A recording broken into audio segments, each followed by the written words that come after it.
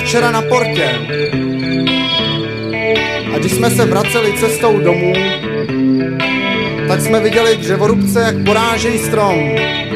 A ten strom plakal.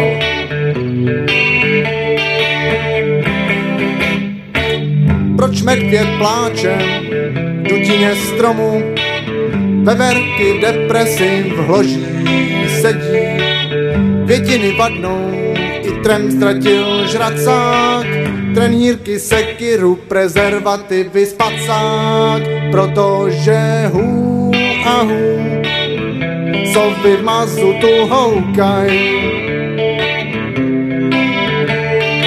Hů a hů úplně blbě koukaj.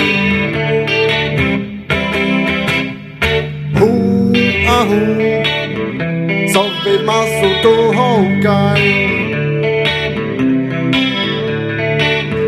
Hů a hů úplně blbě koukaj.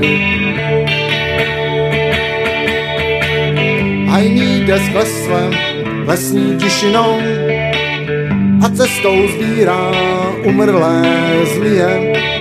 Včera byl na bábě a neví, čí jsou, jestli jsou to zmije nebo schizofrenie, protože hů a hů sovy v mazutu houkaj.